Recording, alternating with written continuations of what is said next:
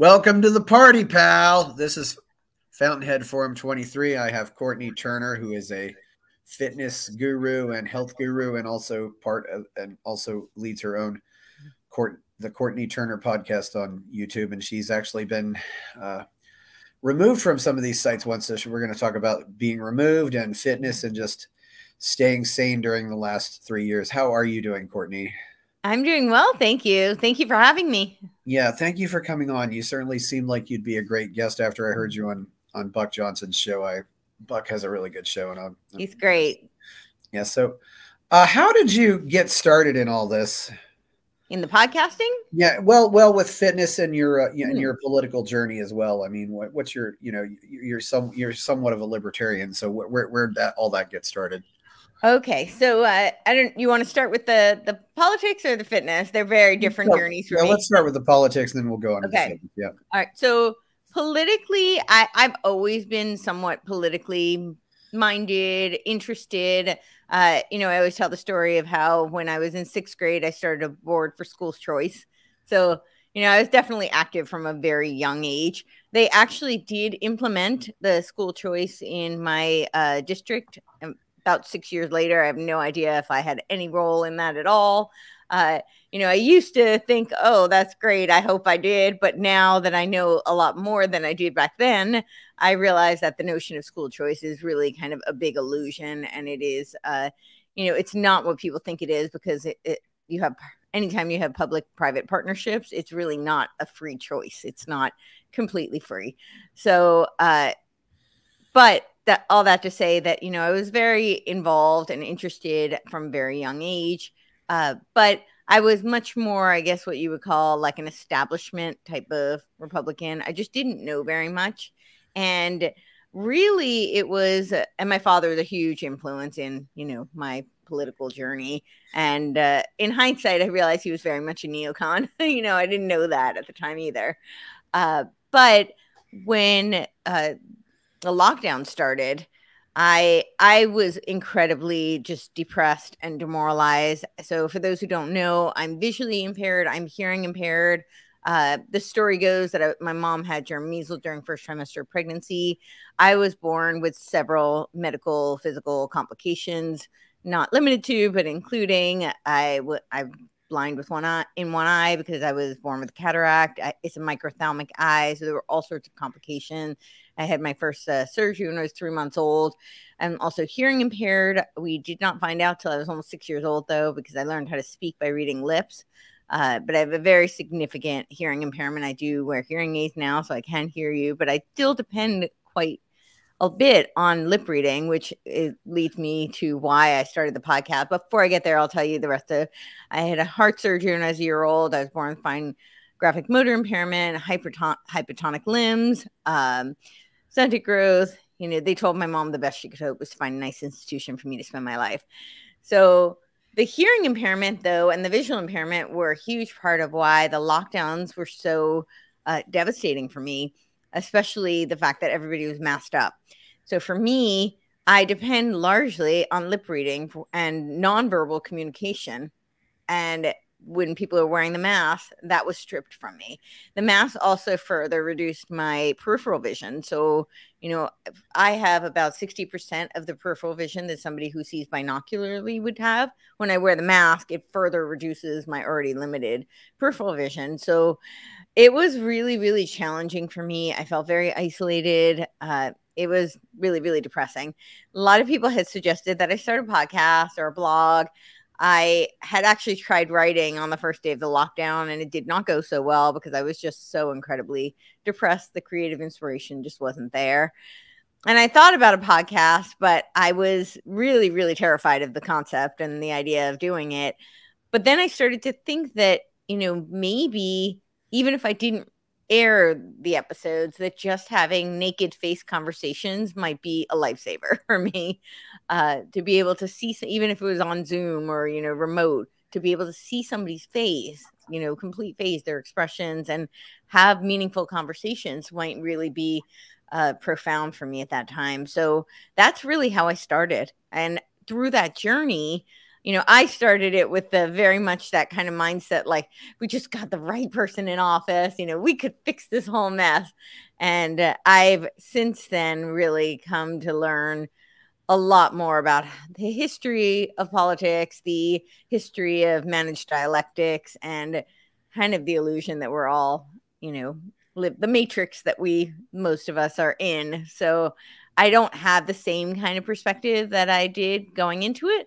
But I'm really grateful. I've learned a tremendous amount. And so my journey, I think I started more, sorry, so long-winded, but to answer your question, I started out as more of like a kind of, I would say like maybe an establishment Republican, towing the party line. And at this point, I'm really frustrated with both parties. And I don't think that politics is quite as we typically think it is. I don't think we have as much power, certainly federally, as we are told. I always point to, Carol Quigley behind me.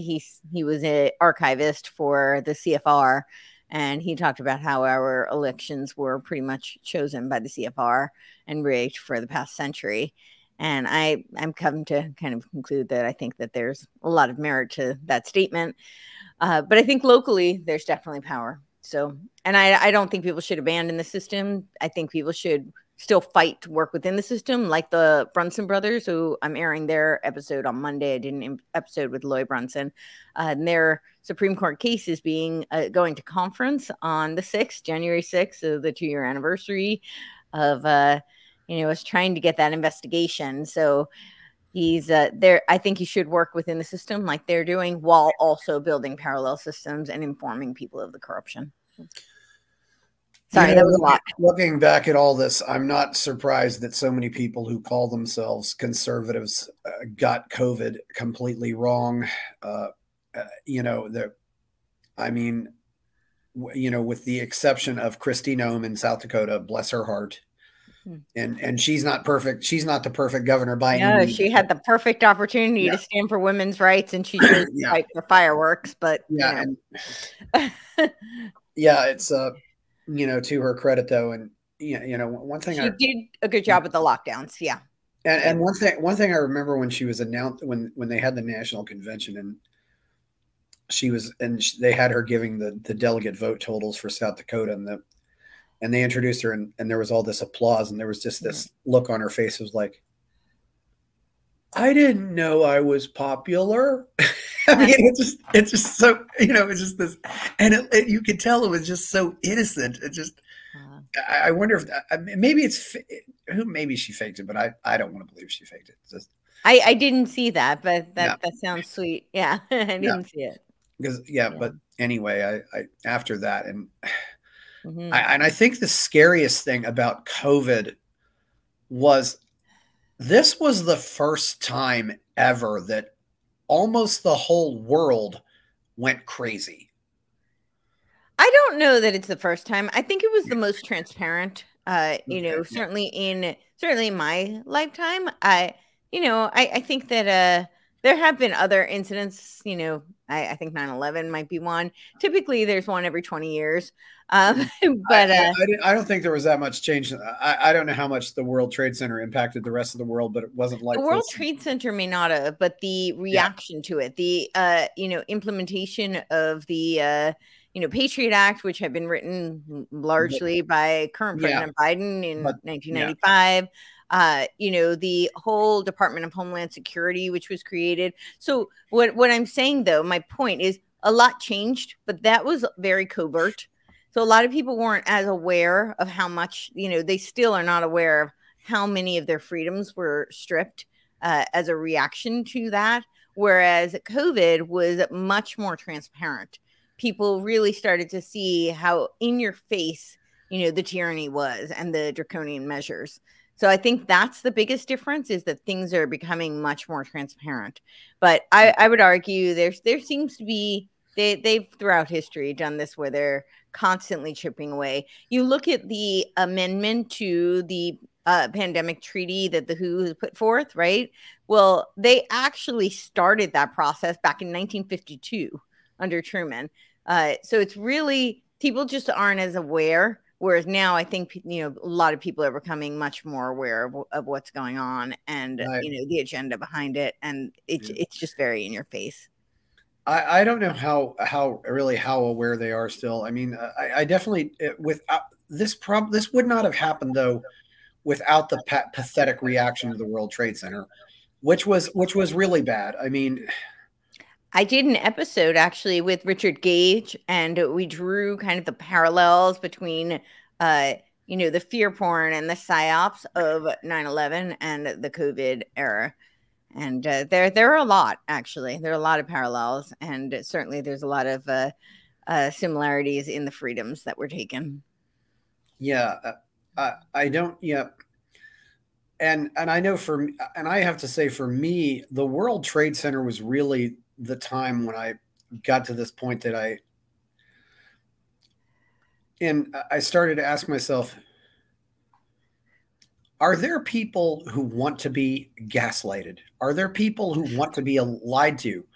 Are there people who want to live under a government that abuses them? Yeah. Those are great questions. I wish I had woken up then. I definitely didn't. I started to ask questions, and I was dating someone at the time who was really asking a lot of questions.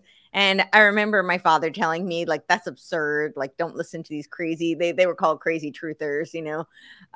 So I really kind of shut it down. And what's interesting though, and this is a testament to planting seeds, because I think some of those people, you know, certainly, you know, that person at the time, but there were other people who were teaching me about this along the way. And I really didn't listen at the time, but I subconsciously, I picked up on all of it, and it helped so much when, you know, I started the podcast and I started like going down this journey and this, you know, all this research, because that groundwork had been laid. Like, oh yeah, all those puzzle pieces started to come together because I had been exposed to some of those data points before previously. And then now having new data points to put together, I was able to connect the dots in a way that I don't know that I would have, or at least not as, I don't think I would have been able to do as quickly if I didn't have some of those seeds planted previously. So I'm ashamed that I didn't pick it up quicker, but you know, I did get there eventually. Yeah. So.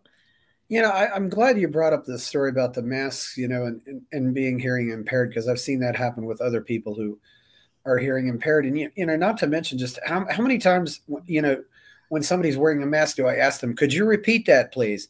Because their voices are muffled. I mean, like, try talking to somebody, you know, who puts their, you know, because, you know, sometimes people will put their hands in front of their mouths or something like that when they're talking and stuff like drives me bonkers. Yeah, it drives, you know, because you just can't hear them, you know. And it's interesting though that you managed to overcome all these issues, because you certainly seem like you don't have any issues at all with your vision or your sight, and having.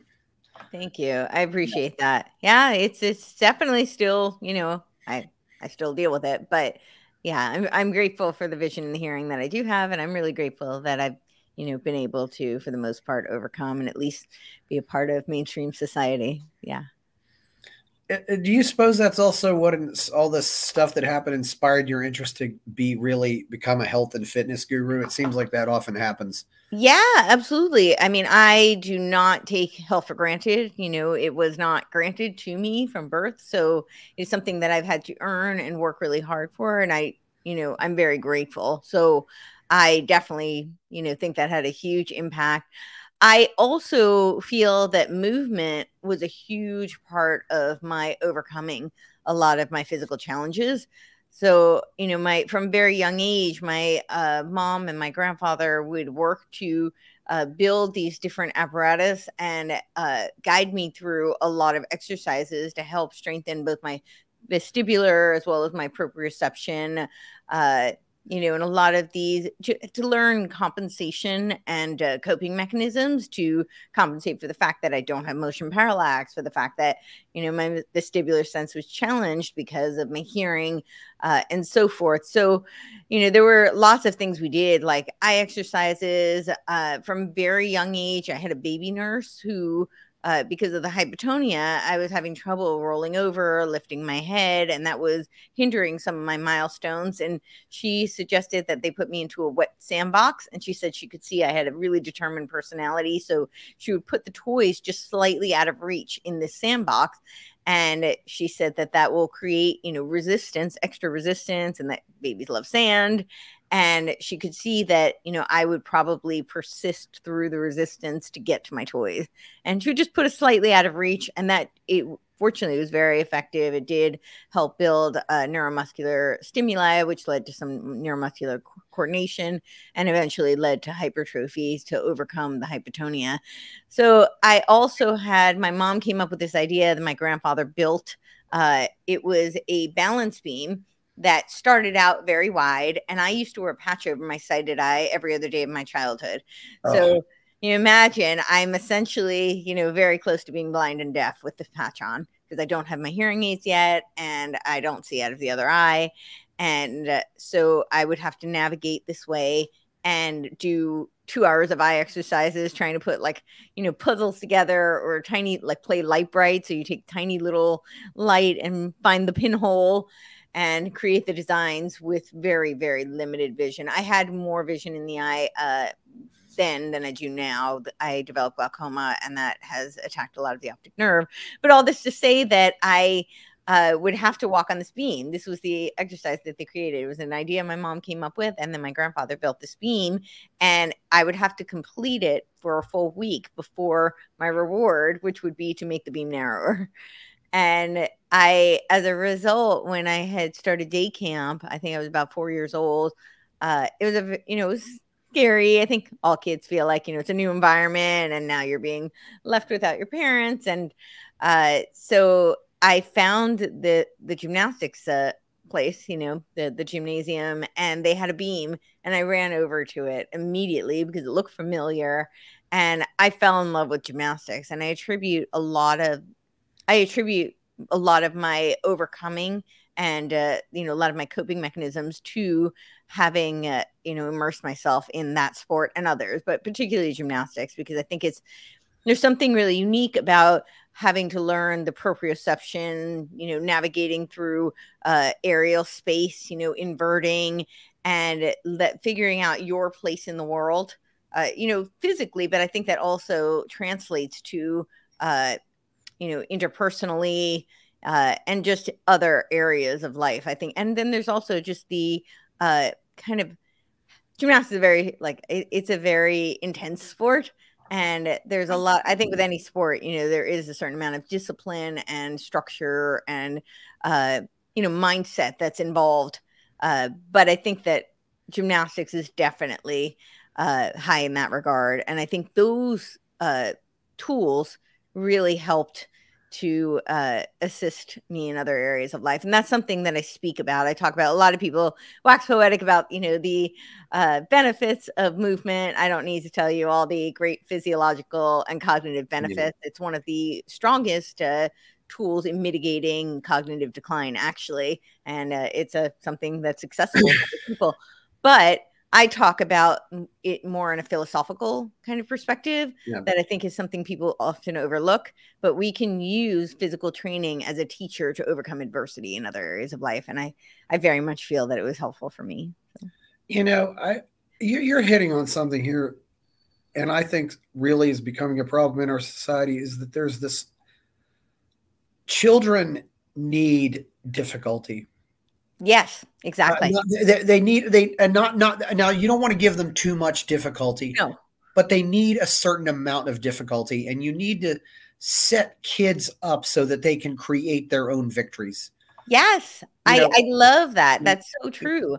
I think it's true for adults as well, but definitely developmentally. Yeah. And we're not, and I think that's a real problem in America nowadays. I mean, my grandfather as a first grader walked 2 miles to school each way. And now there's just so much of, we're making things easy for kids has made them somewhat soft. One guy I know, he calls it snowplow parenting. Where you plow the snow out instead of telling the kids you got to walk through that snow.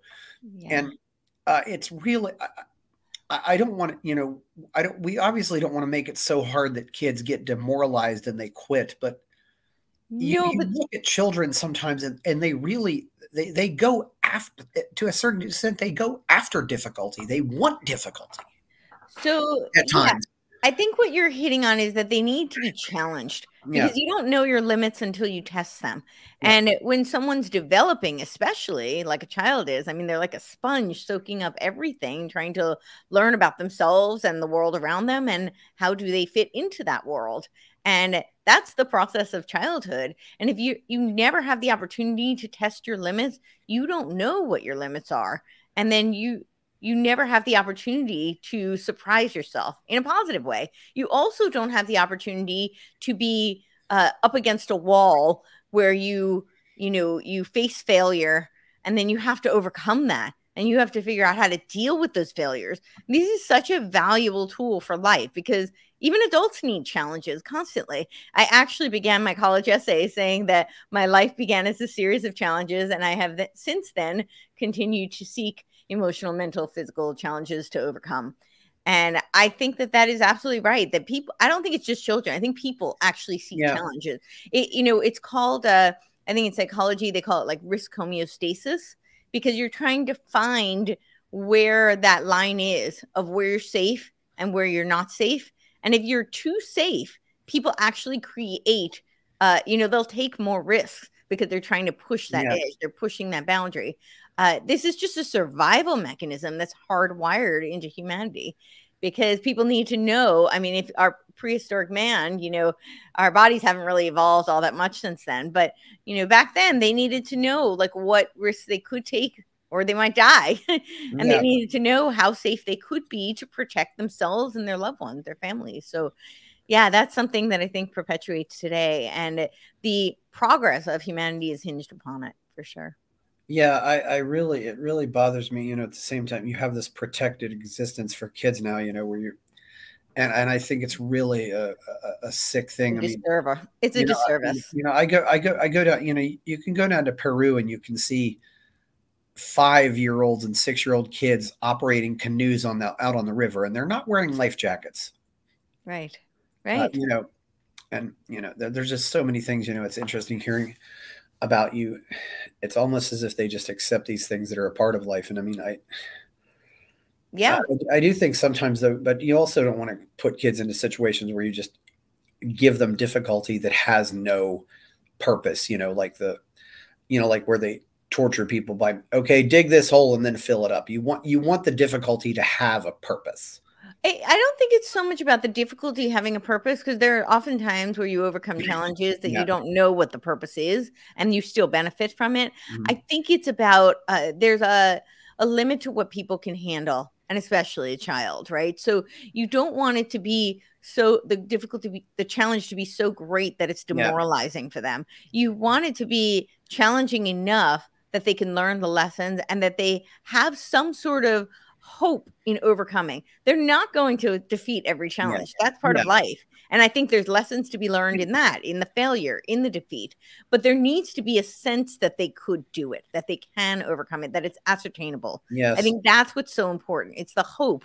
It's the hope that drives them to put in the effort. That's the misconception about dopamine, right? People often think it's like the reward neurotransmitter, but it's actually the motivating neurotransmitter. It is designed for the dopamine reward circuitry center is designed to wire human beings to want to put in effort, to want to put the work in to overcome and to accomplish something and achieve something. So I think that's the distinction is that it needs to be a challenge that they feel they could possibly reach. They might not, but it needs to have that.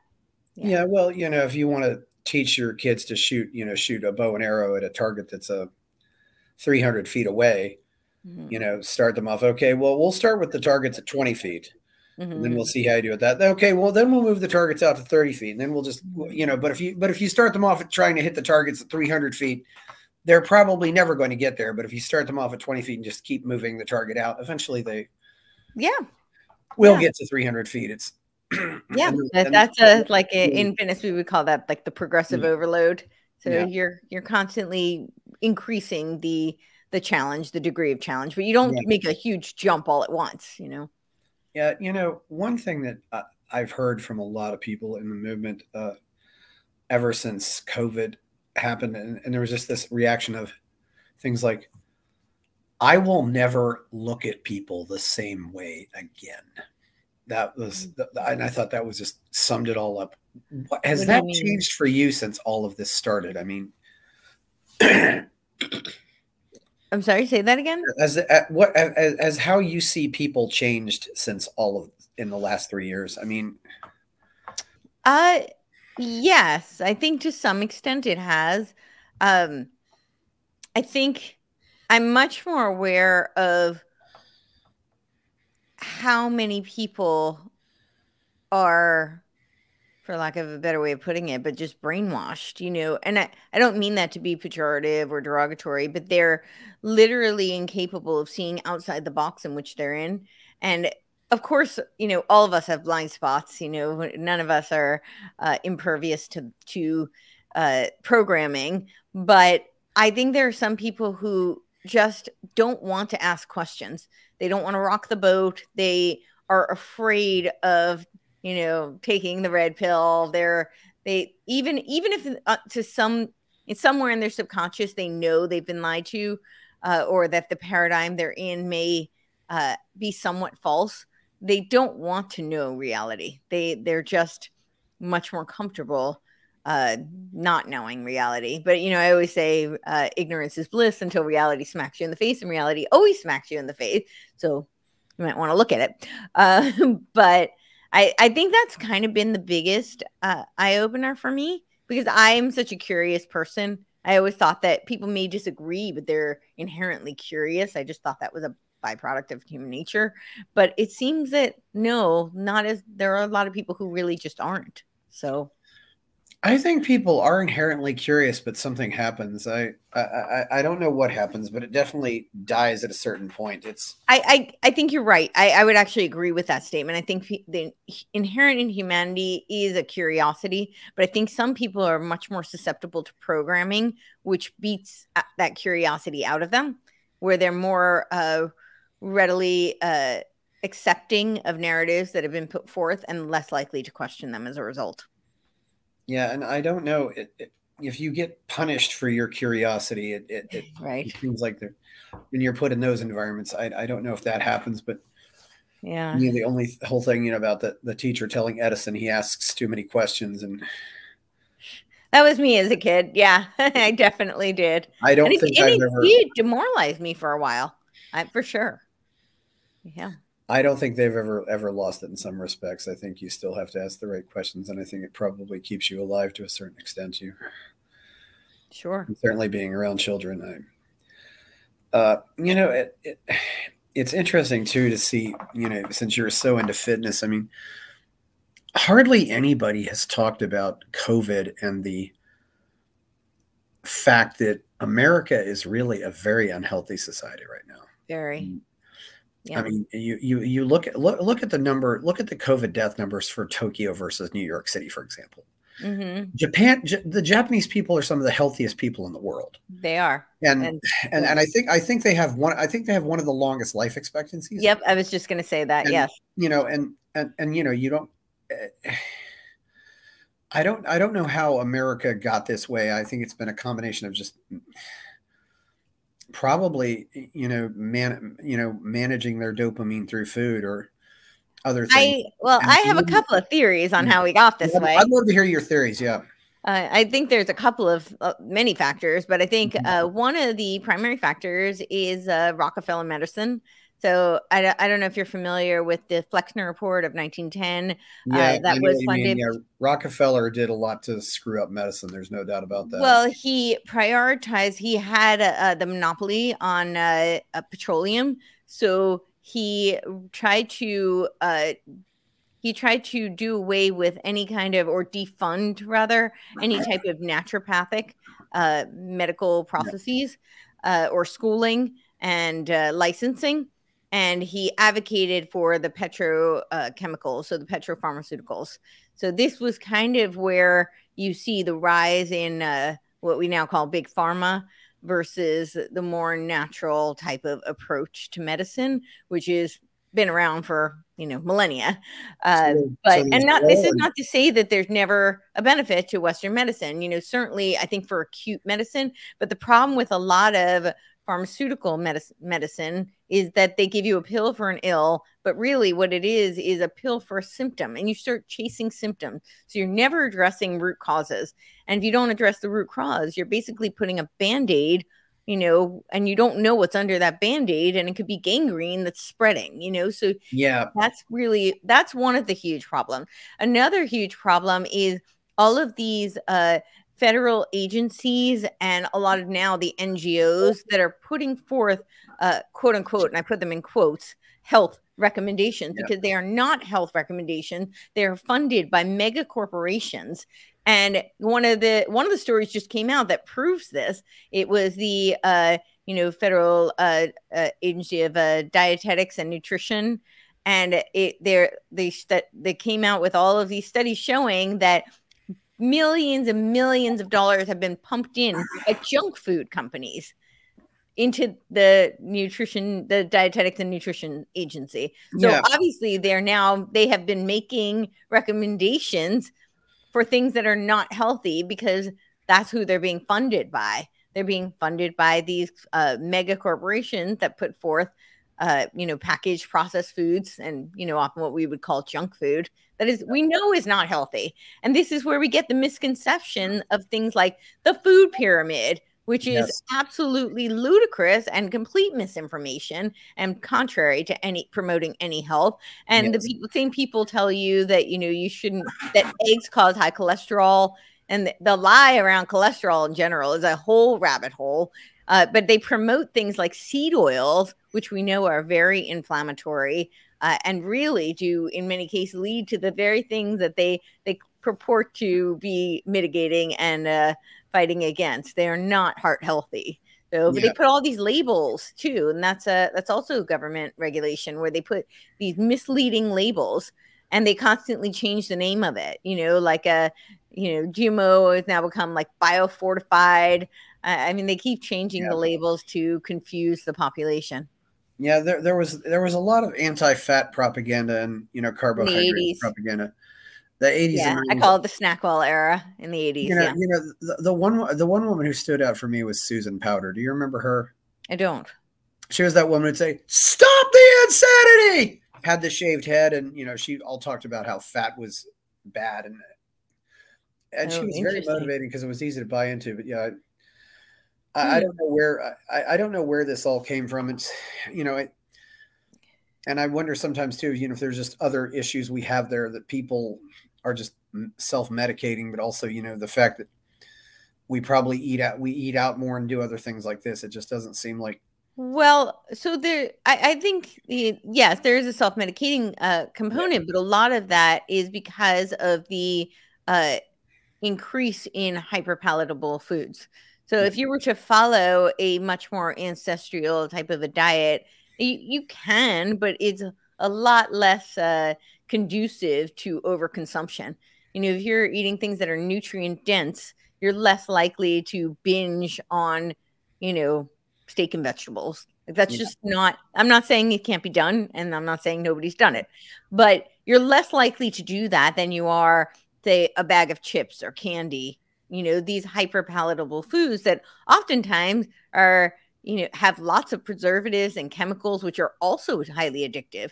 So it's not just the fact that it's, typically very low in nutrient density. It's also that it's got, chemicals and other things that are highly addictive, but it's certainly hyperpalatable, which is a huge part of it. Well, and sometimes also too, just some foods are easier than others.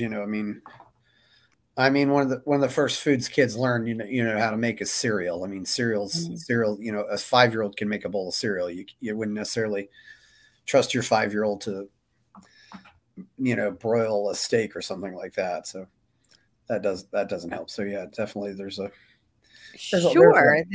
definitely a component of that. But I mean, there's lots of things children can do that don't involve like a bowl of cereal, right? I mean, they can certainly grab some fruit. They can certainly grab something that's already been prepared, right? So maybe Yeah. if the parents were more actively involved. So I think that's kind of that's how it's been sold to us, but I think it is a little bit of a lie. There's the whole preparation. What people often don't recognize about the digestive process is it actually starts in the brain. People think it starts in the mouth with the amylase, which is certainly a part of the digestive process, but it really starts in the brain, and that's because our Paleolithic man, if you will, had to hunt and prepare food. So a lot of that whole process actually primed the body because it starts in the brain and signals to all of the digestive enzymes that would then be necessary to break down the food they were about to receive.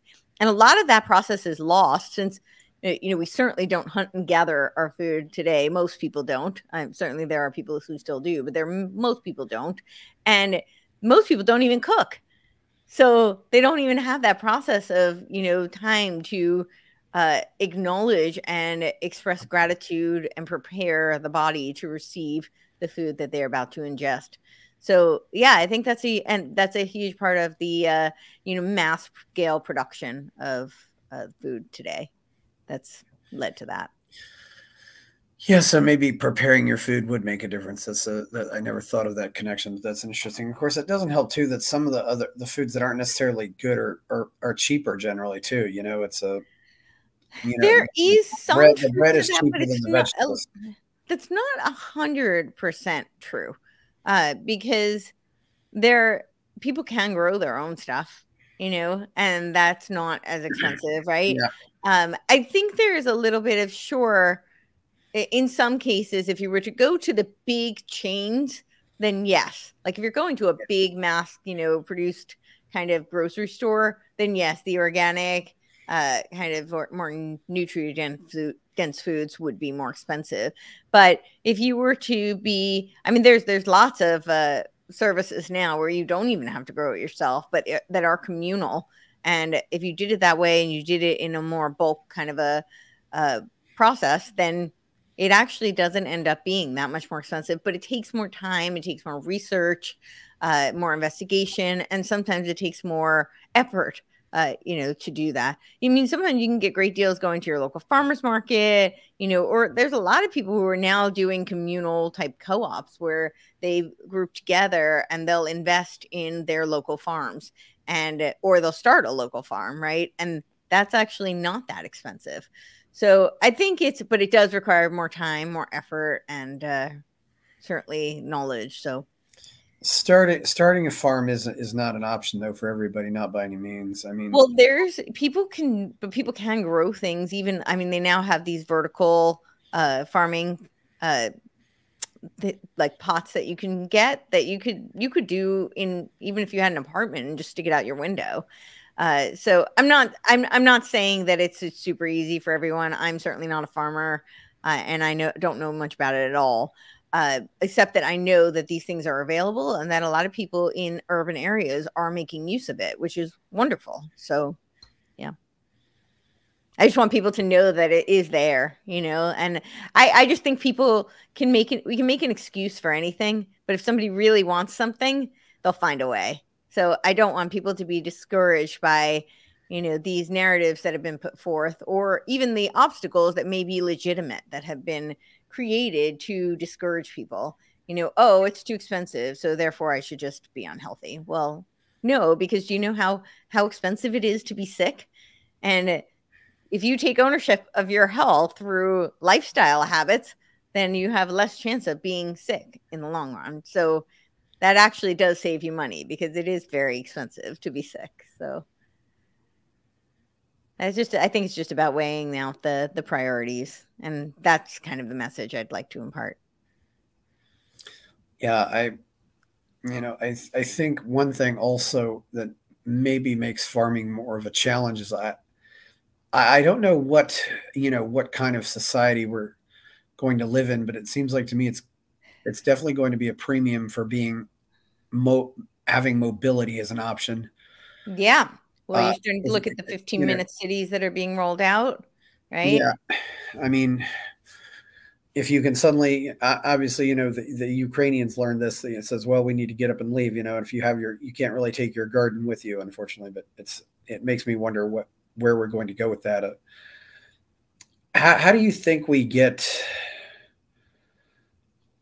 back to? What do you think about, for example, and maybe I don't know how true this is, but you hear some stories about all this farmland being bought up and stuff like that. I mean, Yeah. What do you make of that? Do you think there's going to be something nefarious done there or not? Oh, definitely. I mean, yeah, the elites have written many texts about, controlling the food.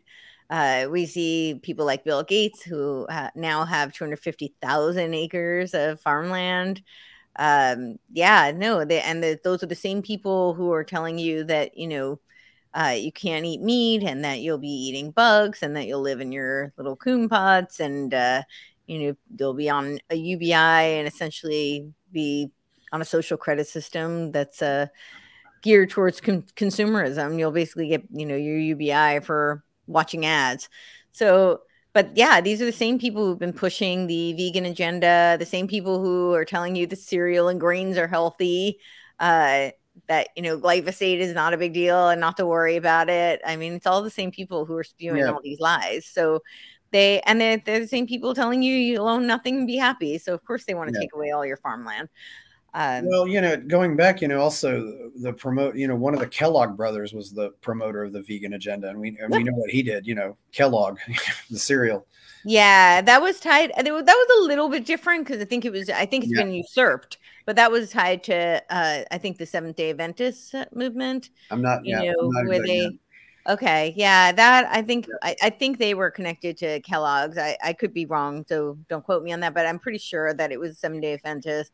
Who had a connection to Kellogg's, and they had these notions around like meat being they had a bunch of religious kind of, I won't go into all of it now, but yeah, they thought like meat was like hyper feral and I don't know. Well, if you look, the word carnivore and then the word carnal, that, if you ate more meat, you'd be more interested in carnal pleasures, it was right. That was exactly what they were alluding to. And, I know Graham with, Graham as in graham crackers. He felt the same way about that, because the guy who made graham crackers.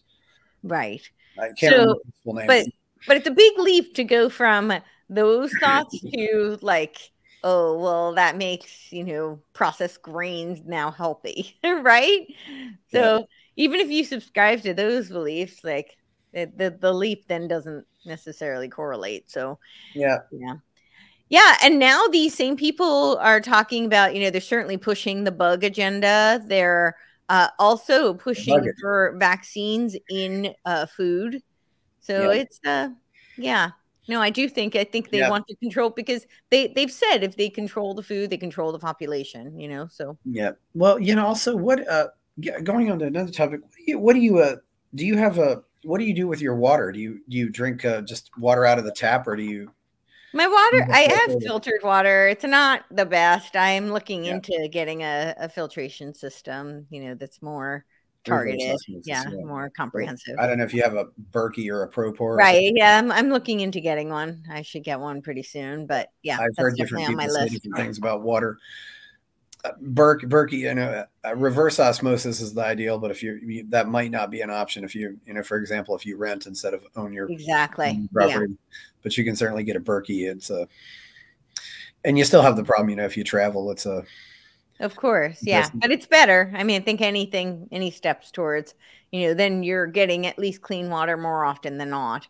So I think it's certainly a worthwhile investment. It's definitely on my list. The Berkey, I believe you have to get an extra an extra component to filter out fluoride, but otherwise the basic does a pretty good job. And then I hear that the component's not difficult to add. Yes, fluoride. That's another that's another thing we didn't get much into, but the fluoridation of water. I mean, what do you, sometimes you hear also people talk about estrogenics in the water and things like that, because there's definitely testosterone levels going down. I had another guy who was talking about how testosterone levels overall have gone down.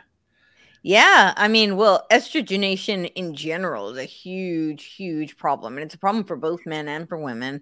But certainly, I think it is targeting the emasculinization of Yeah. society, the hyperfeminization of society. I I'm inclined to believe that's by design. I think that a feminized society is much easier to control. You know, if you have strong men, then they're less likely to tolerate some of the nonsense that's being put forth.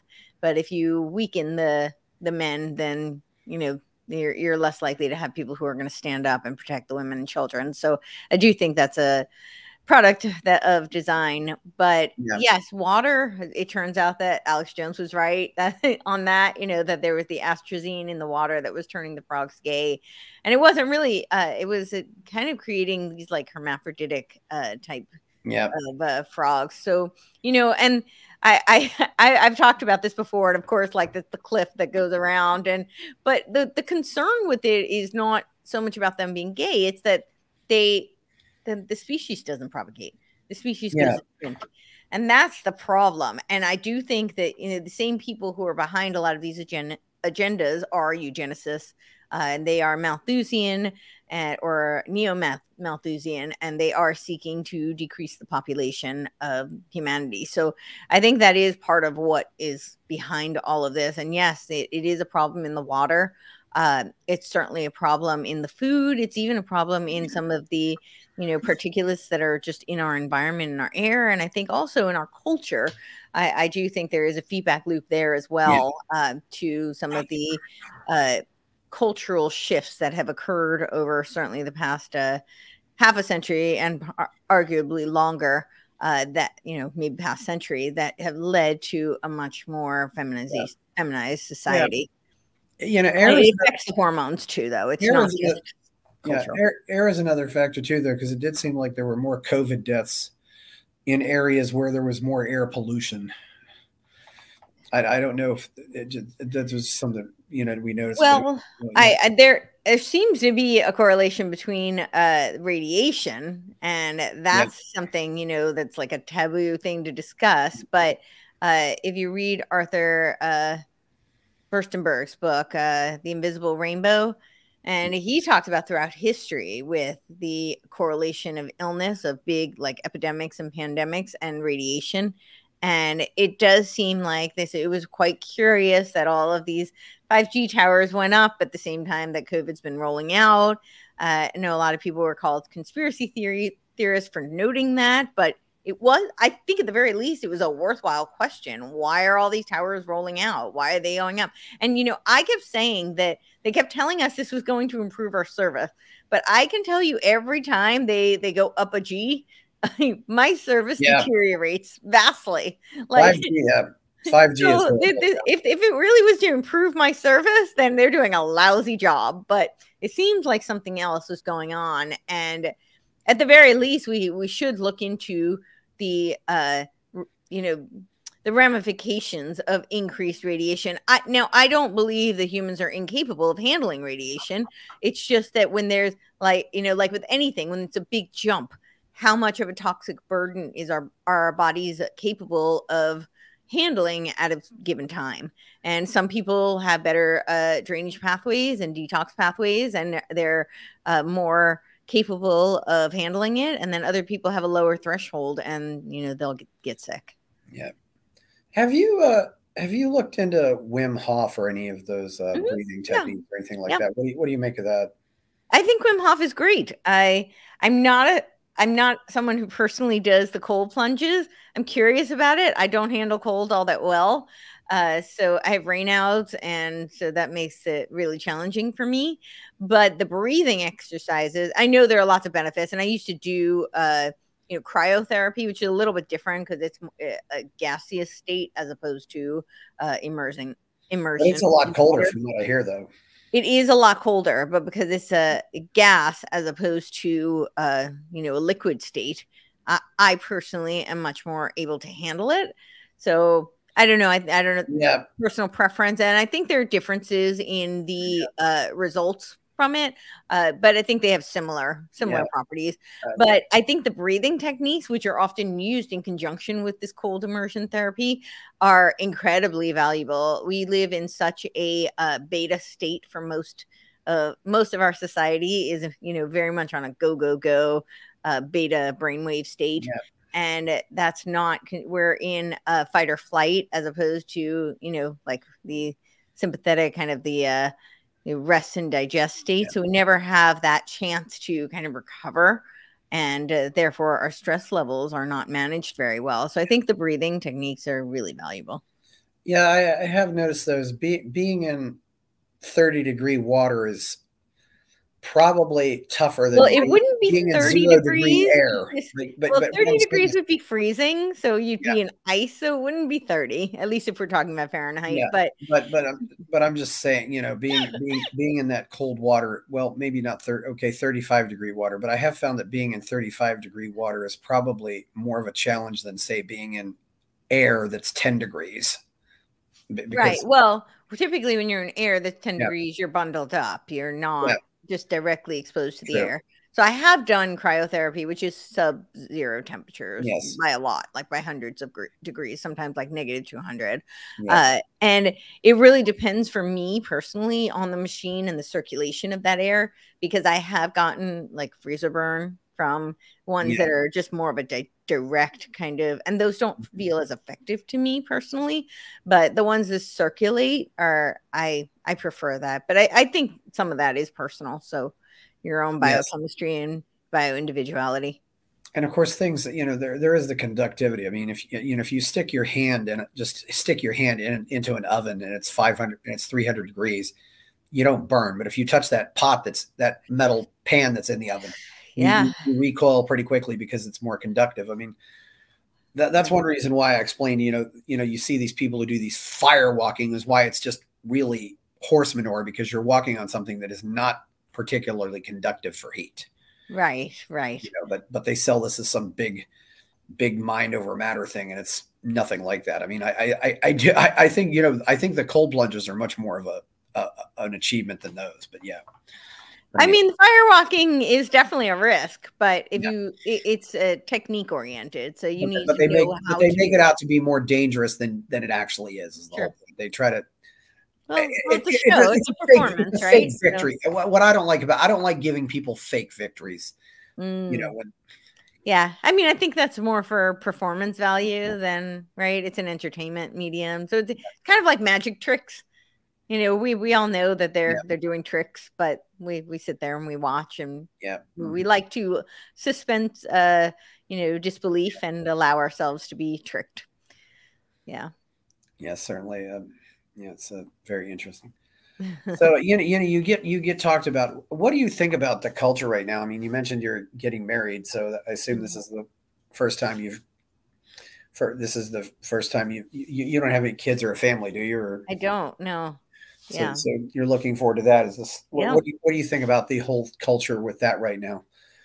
Oh, I think that it's interesting to me because I think a lot of people are waking up to the lies that we've been taught, because I think there was a huge, and still is a huge, concerted effort to destroy the family. And I think a lot of people are waking up to that and realizing that hookup culture is not beneficial to anybody.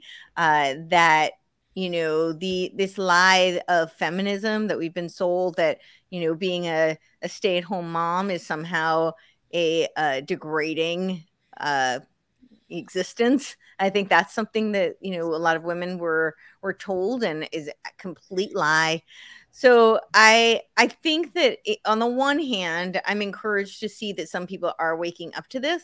I think on the other hand, they're pushing it even further, with the so much of the degenerative type of movements that are being put forth, like with the trans movement, with the MAPS movement, the minor attracted persons. I mean, some of this is just so incredibly, it's just disgusting, quite honestly, but it's also just really, really destructive. So I'm encouraged to see there are some people who are waking up to it, and waking up to it younger, which is great to see. But I am, by the same token, really frustrated that they're advancing their narratives and their agenda so far. Well, I think I think society has just been gaslighting men for probably about 50 or 60 years, you know, and Totally. It's It's interesting. longer, but It's yeah. interesting. It was interesting too because the one network I'm a part of was the men's movement, as I would call it, or the manosphere. They almost completely rejected the COVID narrative. I mean, this is Yeah. baloney. We're not going along with this. I mean, there were a lot of networks that didn't, but I look, you know, I don't know how we get out of this. It does seem like it's, and I don't know, and it seems like we have a lot of. I don't know how you get out of this though, because it seems like there's a collapse without. I mean, one example, for example, you know, I mean, you know, Jordan Peterson, you know, and you know, he's fighting a lot of the good fights, and I'm glad he's out there. I think, Sure. you know, but you know, I think he met his wife when they were kids. Yeah. You know, he was with her, got married. I'm like, and I just want to say to him, you have never been out there. Right. You know, he's never been out there, and already, Sure. you know, already his daughter has now has divorced the father of her first child. And I'm just looking at saying like, okay, what, you know, what's going on here? And this is nothing unusual where you have these women who come from these you know, I mean, if a woman has a divorced mom, she's very likely she's going to get divorced. But then you have the divorced woman who has no divorce in her family. And I don't, how do you get it to go the other way? How do you get, for example, you know, when you, for example, have two kids from divorced parents, and how do you get them to create a marriage that lasts? I don't know how you do that. Well, I certainly don't think that coming from a divorced family then means that you're doomed to be, you know, to get divorced in your life or to have bad relationships in your life. I'm not saying you don't have free will, but yeah, I'm just looking at the facts of reality here and the correlation that exists. Right. Sure. I think it's, if you don't have that role modeling, then it makes it more difficult. You then have to kind of look outside or look within or look spiritually, right? I think all of those things come into play, but I certainly don't think it's impossible. And I think that by strengthening communities that, and certainly I think also taking people out of, you know, the, like not having their kids immersed in social media, not having them babysat by Hollywood, you know, taking them out of these indoctrination camps that are the school systems. I think you have a better chance of creating a younger generation that has more sound, solid values, which would then lead to fruitful relationships and hopefully families down the road. You know, you talk about the schools. That is one thing about COVID that I've said many times. I just thought to myself, and every once in a while I'd get into a conversation with these really crazy people. But they would talk about how, and I would just go along with it, said, yep, schools are dangerous, got to keep them closed. They'll spread the virus at the schools. We can't have kids going to school. Right. I would just go right along with it. I said, yes. Sure. I'm just thinking to myself, yes, I can make you my own useful idiot for destroying the school system. Thank you. Right. Well, I think it's amazing how many libertarians didn't catch that. Yeah. I was shocked. Well, unfortunately, I think libertarians miss a lot. You know, I mean, the libertarian they think that they're all about individualism, and they worship Frederick Hayek, who talked about advocating for a one world government. So, you know, there's a lot of things that a lot of people miss. As I said, everybody had their blind spot. One world government, but anyway. Yeah, he had a whole chapter on it. But I think that when you talk about the school system, I think one of the silver linings of COVID really has been that parents were forced to watch their kids on Zoom and realize all the nonsense and the, you know, destruction that they were being taught, the lies that they were being taught about American history, the critical race theory that was being shoved down their throats, the these intersectionality that was being taught, this common core nonsense. And a lot of parents just weren't aware because they were busy with their jobs and, didn't have the time to be invested. And that's by design as well, I believe, to be invested in their children's education. But as a result of COVID, a lot of parents were forced to now take a front seat and be actively engaged, at least to recognize what was being done in the school system. And a lot of them were not happy about it. And a lot of them either went to their school board meetings and stood up against some of this nonsense and destructive teaching. And some of them got, really actively engaged, and some of them started homeschooling, which was, I think, a huge silver lining. And I think we're seeing more and more of that. So that's my hope for the future, is that more and more parents will realize that the public school system, and not just the public school system, but a lot of the school system was designed to create sheep.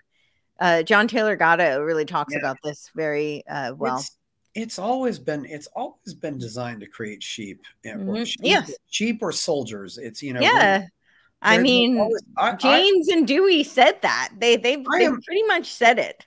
I am becoming much more skeptical of anybody who wants to say, well, I want to work. Why do you want to be a teacher? I mean, unless you have a subject that you're really passionate about, why do you want to be a teacher? It's really a question. Well, I mean, it's like, oh, I just want to help children. I said, well, why do you want to help children? It's like, what's your motivation here?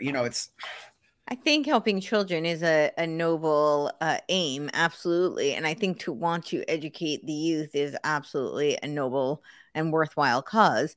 I think that the problem is that a lot of teachers become indoctrinated. They're indoctrinated by the union. They're indoctrinated by their schooling. They're indoctrinated by the culture. And so they're unfortunately not necessarily advocating for the critical thinking of the youth, and that's where it becomes a problem. There's, of course, the what seems like far and few between teachers who want to be teachers because they see the problems in the education system, and they want to be a part of the solution, and they want to help the youth to develop, the skills that are really lost, like the logic, rhetoric, and grammar are really just not taught in the school system anymore. And those are kind of the building blocks to have critical thinking.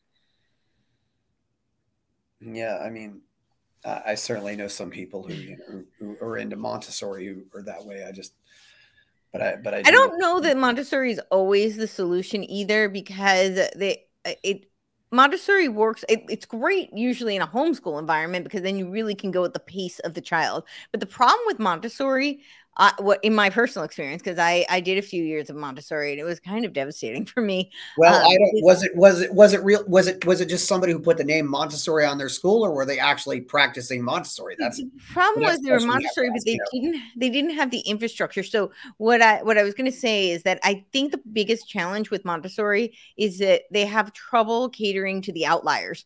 So, if you're maybe one or two standard deviations from the average student, then I think Montessori is going to be fine for them and probably even advantageous for them. But if you're many standard deviations above in your aptitude or many standard deviations below, I think it creates a huge challenge. So the example I will give for me is that I entered a Montessori school system when I was in 3rd grade. And it was a very small school though. So it only went up to 6th grade. And I finished their 6th grade math textbook by October of 3rd grade. They had nothing more for me to do. They literally told me to just go read. I read, and granted, it was a very small school, but I read every book in their library by January. And I didn't do math for 3 years. So when I entered public school, I was now in remedial math because I was so far behind, because a lot of math is one, repetition. I mean, the foundation of math is the repetition. There's a reason why Kumon is so effective, because they do their addition tables, multiplication, division, so forth and so on. And they just, that part of it is kind of rote memory. It is repetition. But the other part of math is you need to learn the foundational tools upon which to build to then be able to get into advanced applied math. If you don't have the craft, you can't master it and apply creativity to that craft. So for me, it was really, detrimental. Well, only because they didn't have the infrastructure to allow me to go really at the pace with which I needed to go. I needed to go beyond the sixth grade math textbook. So, but the same would apply for somebody who needed to go at a slower pace if they didn't have the tools and the infrastructure to cater to that person. Well, all the schools fail anybody who's not in the standard deviations, and I disagree emphatically that math is about repetition. It's not about repetition at all. The foundation. So don't mistake me. The foundation of math is. So in order to, you need to know the addition tables, the multiplication tables. You need to repeat them, and when you don't do it for a long time.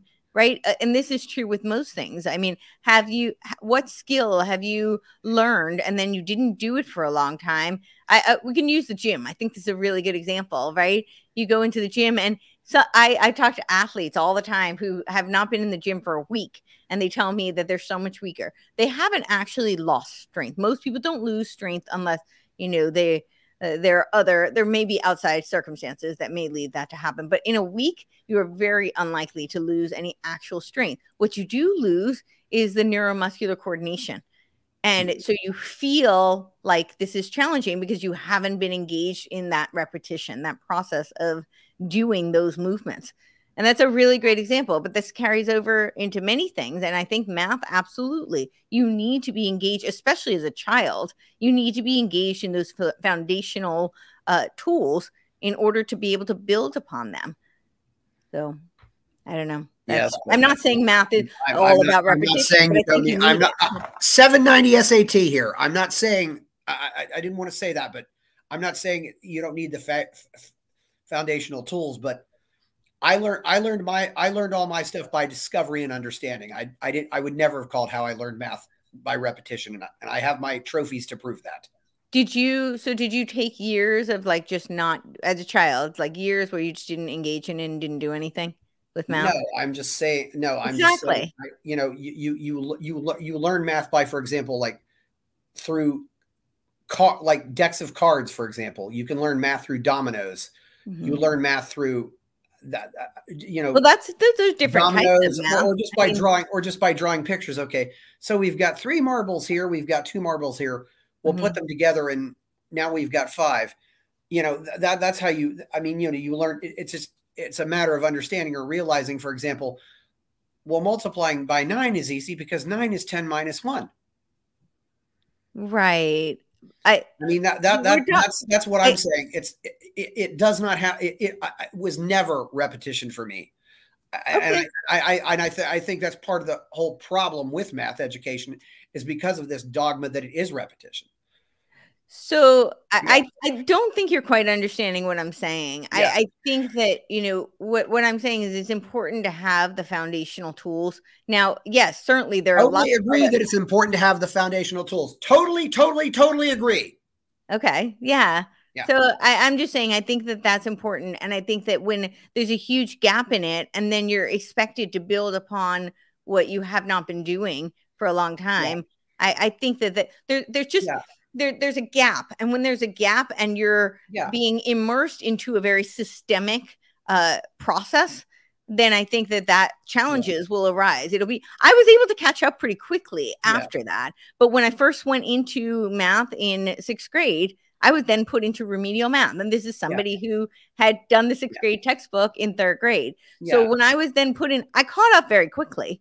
It took me a few months, and then I was able to get the hang of it, and I was able to do very well in the class. Yeah. But my point is, I think you do a disservice to a child if you take them out of an arena for a long time and you just tell them to. Yeah. So here's the thing. I always say, and I see this in fitness a lot because people often say, work your weakness. And I always say, no, don't neglect your weaknesses, but work your strengths, because your weaknesses almost never. Now, there's always exceptions to every rule, but almost never will your weakness become your strength. And I think your strengths are indicative of your unique gifts and talents that you were endowed with. And it is incumbent upon you to harness those and develop those so that you can be of contribution to the world. Yeah. Now, of course, if you neglect your weaknesses, they may hold back your strengths. So I do think it's important to develop them and to not neglect them. But I think this is the same thing. So if you have something and you don't work on it at all, you're going to be at a disservice. I think you, especially in your developmental years, I think you need to, I think you need to be continuing to learn. And this is the problem with something like a Montessori school where there's no structure at all. And you just tell the kids, okay, do whatever you're interested in. Because if you only do what you're interested in, you're not going to learn some things that are actually useful. And I think there's a huge initiative being put forth where they don't want children to learn things that are useful for them, that are going to be useful actually for real life practical application for them to be autonomous individuals. So, well, it sounds like to me that, it would have been fine if you just had more access to more textbooks. Yeah, well, that's my point. You probably could have maybe gotten up to the 8th or 9th grade textbook by the time was all set. That's my point. So I think that Montessori is great as long as you keep challenging. This goes back to our earlier discussion about challenges, right? Children need to continue to be challenged. I think that's all. And I again think that's why a lot of schooling fails, is because it fails the kids who making kids who are doing well wait on kids who aren't doing as well. To me, is just that's about as evil as it can be. I agree. And it's absolute. And for a child, that is absolute torture. And, the worst thing too, is I think for a lot of kids, it makes them end up hating their peers. It's like, why do I have to wait on you? I don't want to wait on you. It's, of course, cause, and, it's funny too, cause kids aren't, it's funny, before kids go to school, they're not comparing themselves. No, that's true. They all think they're all pretty confident. They all think they're smart. It's, sure. It's a lot of things there. Yeah. Well, I think that when you cater to the lowest denominator, you fail to recognize the beauty in human beings is that we are also unique, and we all do have our own gifts and talents. And I think that those should be respected and honored and nurtured. And we're not all the same. I mean, there are things that I can't do, and there are things I can do better than other people. Like, that's true for every person. And I think that's beautiful. That's what creates this lovely ecosystem, because if everybody were to develop the things that are their gifts, think about how beautifully the world would fit together. I mean, when you look at nature, I mean, permaculture is a really good example of this, right? And you look at how everything just takes care of itself because everybody's fitting their role and everybody's fulfilling their role. And then people feel like they have purpose and value. And that's a beautiful thing. And why wouldn't you want kids to learn that? Yeah. You mentioned you've only had vision in one eye. Mm-hmm. How does that impact your reading? A lot. It really does. I get headaches from reading and tension from reading. It's hard for me to follow. Like, I jump around. It's very hard for me to follow along sometimes. Yeah. So I tend to like old school reading, and sometimes I'll take like a ruler or something so I can read, or I'll use my finger to read across the line. Yeah. Because it's hard to keep the. Some people use a little piece of paper or a card, and they'll just move the card down. Yeah, I know there's a lot of people do that. I had some, I actually also wore a patch on my eye for a while too. Really? Well, they found I had a lazy eye, and they found that's another thing too. I think where my distrust of the medical establishment began was I was always a horrible eye patient. And it's funny because I laugh at people who are afraid of the dentist, but going to the eye doctor is just torture for me. The dentist doesn't scare me. The eye doctor does scare me, just because I'm so concerned about my eye that I see out of, and just I don't want to hear any bad news, so I get very nervous. And then I found some people that did behavioral optometry, and I ended up getting my left and right eyes to work together. And amazing. Sometimes you don't really have a synchronization of the left and right sides of your brain as well, and it can also affect the integration of the left and right sides of your body. Because I'm curious if you're only seeing out of one eye also impacted how you walk, or because your left and right sides don't necessarily work together. It's at least that's definitely. I think that's why movement has been so integral to my coping mechanisms, because I've had to learn how to compensate for a lot of those imbalances. And I think it's been, I certainly can't say that it doesn't affect me now, but I definitely think that being engaged in my physical practices has helped. And it's you probably have a very difficult time hitting a baseball, don't you? Oh yeah. Yeah. We stay away from ball sports. I came a 16th of an inch of going blind playing lacrosse because I scratched a 16th of an inch away from my cornea. Yeah. Oh yikes! But but also but I remember too though if you'd throw a ball at me when I was 3 or 4, I would just kind of turn my head because I don't know, because I just couldn't process the data I was getting, and I've never been. Oh, I'm sure. Yeah, we don't do that. No. Yeah, you stay away from but you probably I don't know if but you learn other things that learn how to move your body, like swimming would be good too. Or I'm not great at swimming actually, but yeah. I don't know really what that like crawl stroke, and I think some of that does have to do with my vision, because trying to figure out how to breathe, and that's been challenging. But but other sports like the aerial, more gymnastics type sports. Did horseback riding, skiing, water skiing, figure skating. Led the I do CrossFit now, and aerial acrobatics. So. There's challenges with everything, but those feel, a little bit safer for me than flying objects in my face. Yeah. Well, yeah, but one thing is those are also sports where gymnastics is they should teach this in all sports as far as I'm concerned. But gymnastics, they teach you how to fall. Yeah, of course they do. And I remember I was taking a martial arts class, and one time he just says, "Okay, we're going to teach you how to fall today," and there is. And basically the principle of falling right is you have to attack the floor. Yeah. Well, I think it teaches you so much. It teaches you how to fail and how to get back up. It takes away some of the fear. They do this with horseback riding too. I remember my first week, I wasn't even allowed to ride. I had to fall. I spent literally the week falling off the horse. And I didn't know they taught. I didn't know they taught that in horseback riding. But that makes sense. I mean, it's the old adage, right? Get back up on the horse. But if all you're doing is falling off, you have to then get back up so you can fall off the horse. And well, statistically, by far the most dangerous sport is horse racing. Interesting. I didn't know that. I mean, you can, you fall off the horse, you can get trampled. That's the whole. I mean, it's much more dangerous than, say, boxing or football.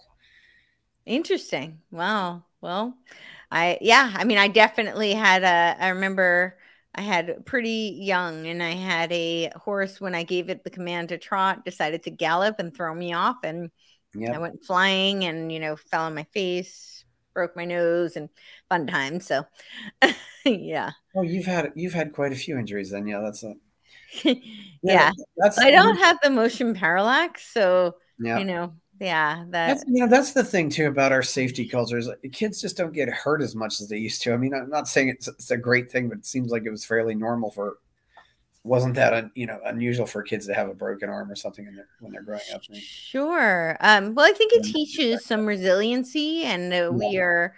I think we're creating a crop of youth who are not very resilient as a result, and that's a detriment to them. Yeah, I think it does a huge disservice to their development. Yeah, and it also doesn't help either, though. If your kid, if your 8-year-old goes to the hospital because he has a broken arm, they're going to take him into some room nowadays and interrogate him for 2 hours. I said, "Well, how did you break your arm? What happened? How did you break your arm?" Right. Right. Well, it also, I think it strips the child of their confidence. Yes. Because a lot of confidence is from overcoming things, right? It's from having done something and then knowing you can do it again. And if you failed and come back from that failure, or you've been injured or hurt and you metaphorically speaking, got back up on the horse, or maybe literally, then I think that instills a tremendous amount of confidence. Yeah. And if you've always been coddled, then you don't have any faith that you're capable of doing anything. But what I was saying, these kids are given all these questions because the person is hoping that the child's been abused. Right. Whereas, maybe he just got the injury. I mean, that's just so damaging. That's the thing to me, and I have to say, because you're wondering nowadays about, getting married is, do you even want to have kids in this sick culture anymore? Yeah, absolutely. You're not allowed to raise your kids, and anytime something happens where your kids aren't allowed to, where you can get arrested for leaving your kids in the car for 5 minutes at the, when you go to the grocery store. I mean, so I go back to what I said in the beginning. I don't think the answer is opting out. Forfeiture is never the answer in my mind. I think a noble cause is always worthy of fighting, regardless of the outcome. And I absolutely think more good, decent people with solid values should be having children. And honestly, I think more people in general should just be having children, because I don't think the answer is to cop out. And the powers that be are very invested. They've openly stated in a depopulation agenda. So why would we let them win by not procreating? I'm not saying don't have children. I'm saying leave this godforsaken country is what I'm saying. You're saying what? I'm sorry. Leave America and let America die, because Do you think that other parts of the world are not propagating this degenerative culture? I absolutely think that there's I don't think that this is a global problem. I think we are, but the big part of the problem is a global takeover. That's their agenda. So I don't think leaving America. I actually think America is I always use the beekeeper analogy, and I say that America is like the beekeeper. Because when they say that if the bees go, then so the humans will follow, and the world will cease to be. And I think that it's kind of that way. Like, it's incumbent upon the people of America, not the government, the people of America, to uphold the free will of humanity. And therefore, I think the world is looking to us to do that. So, yeah, I think it's. I don't think leaving America is the answer. I certainly think building parallel systems is a good thing to do. I don't think that means that you just opt out of the current system, but I think people building their own systems that are, whether are off the grid or, partially off the grid, but, non-compliance with these tyrannical draconian measures, for sure.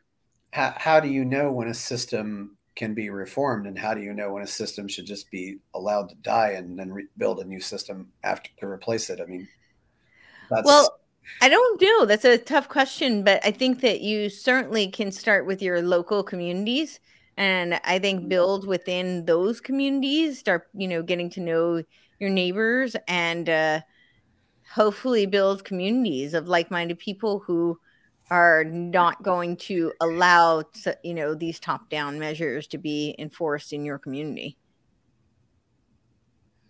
Sometimes I wonder if the communities will, though. It's because for example, look at something like homeowners associations, which is I call it, this is an example of people say, yes, I'm going to go live under a fascist government. I'm going to be in a homeowners association. And then it said, well, this is what you chose, and, getting back to when we were talking about gardening, that's something, for example, if you're in an HOA, a lot of people live in HOAs. They're not allowed to have gardens. Sure. It's like, because the one thing I haven't asked you about, and one parallel system that I think is possibly a fix for all of this. Sure. Bitcoin, cryptocurrency. Yeah. So I'm not. Here's the thing with Bitcoin. If you look at China, which I think is kind of the model for the globalist agenda, what did they do with the other digital currencies? They regulated them out and forced everybody to be on their centralized digital currency system, which is essentially attached to a social credit system.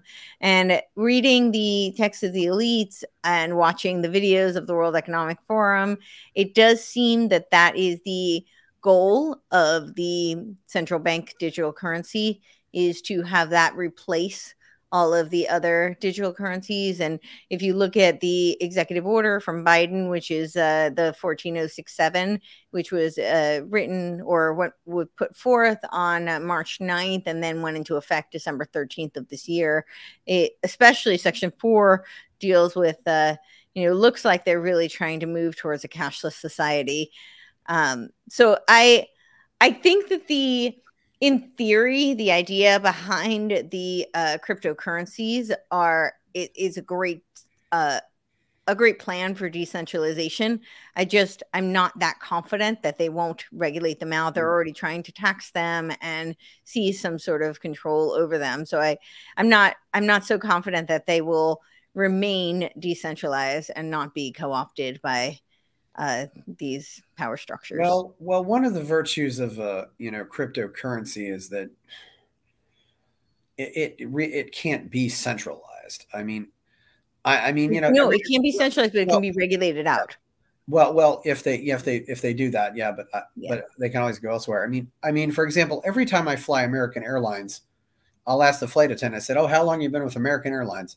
And she'll say, "Well, I've been a flight attendant for so long, but actually, I got started with this airline."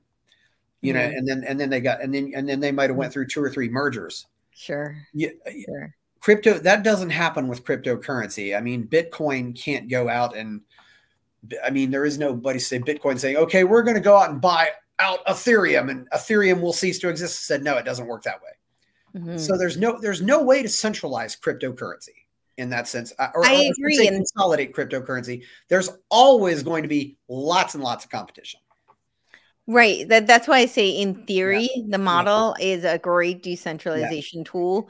My concern is that if they want to regulate it out, then, say that they will only treat the central bank digital currency as a tender, a legal tender, then, that's where, and I think the problem lies. It's not that I don't think that the theory and the model of cryptocurrency has great promise for decentralization. That's not what I'm saying. Yeah.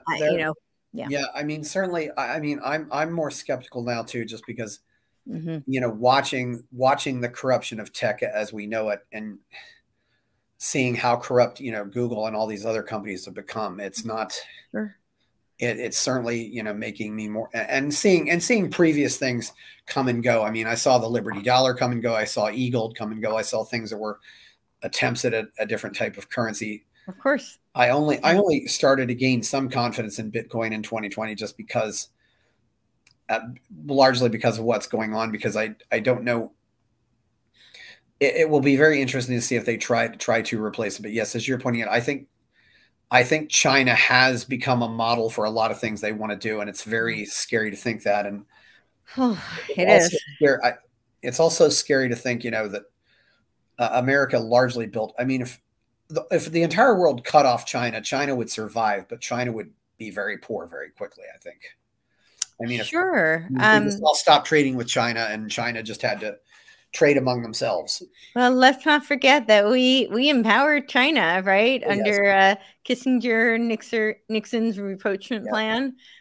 We were very, very heavily involved in building up China. So I think that China can be taken down, as you said, through a lot of trade policies.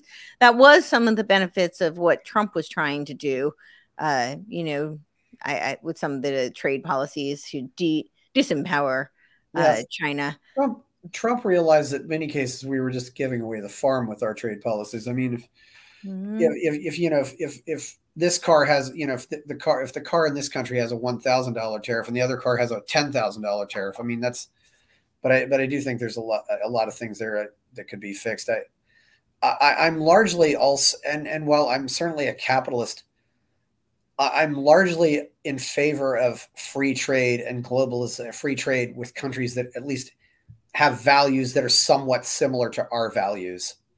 But that was the ideal. When the country is completely hostile toward what is supposed to be our values, I'm certainly in favor of trading with Canada or. Canada does not seem to be, the bastion of freedom these days. So they seem to be leading the way, especially when you look at policy horizons, and they're leading the way on the biodigital convergence. Yeah, it's really scary. Well, I know what you're saying. And I guess I'm still thinking before all this because. But certainly, times this whole belief that just by through trading with countries that we can we'll export freedom. That's a joke. Right. That's a complete joke. And you might export, if you're at 100%, you might export freedom to a country that's 90%. But if the country's 10%, you're not going to export freedom to them.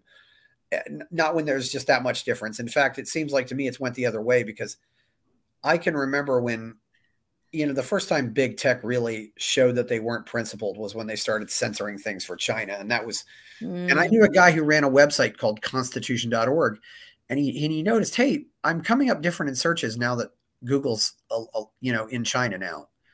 And to his credit, the only person who said I'm not censoring my site for China was Jimmy Wales of Wikipedia. Yeah. Well, yeah. And Jimmy Wales is an objectivist, so that didn't surprise me. Right. I am actually not familiar with that. With him. I wasn't aware. Well, he's I think he would still call himself an objectivist. If he does, he's definitely the most famous objectivist. I mean, because more famous than Ayn Rand. Well, Ayn Rand's dead. Oh, you mean living? Got it. Okay. Yeah. Well. Yeah, I would say in fact, I would say yes, he is more famous than Ayn Rand. Okay. But true. Yeah, that's a good point. Yeah. Yeah. But yeah, certainly among any objectivist after Ayn Rand. But yeah, I mean, certainly. And you have some of these people who I call them Ayn Rand masturbators. They read Ayn Rand, they get excited about Ayn Rand, but then they don't do anything. And two of the classic examples I would say are Mark Cuban and Alan Greenspan. Alan Greenspan was heavily involved, and then he got involved with the government and did absolutely nothing to help laissez-faire. And Mark Cuban, I would say he hurt a lot in a lot of ways. And Mark Cuban, while he has done some interesting things and certainly has been a maverick at times, what has he really done to promote capitalism? I wouldn't say really much of anything. It's maybe cartel capitalism, but not so much of free enterprise. Probably not so much. It's hard to say, really. There's a few interesting people out there. It's see where it's going to go. How have you said you got kind of depressed during how you seem like you're staying pretty positive though. What are you doing to stay positive? Well, I think the podcast was really instrumental in shifting things for me, because I was able to, we're social creatures, and as much as they want to animalize us and socially distance, which is an oxymoron, you can't socialize from a distance, right? So I think that the ability to be able to engage in meaningful discourse with people was really, really instrumental for me in boosting my morale and boosting my sense of, feeling like I had some sort of place in the world. So, just being able to converse with others was tremendous. Moving out of California was really instrumental for me. It was just very, very oppressive for me.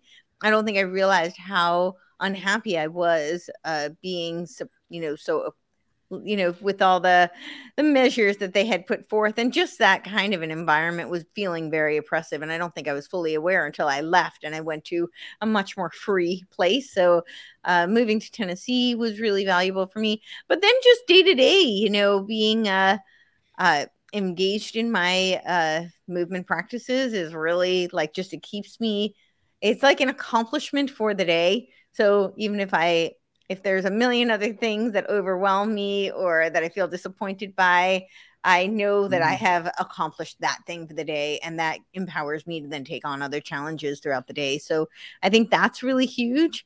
I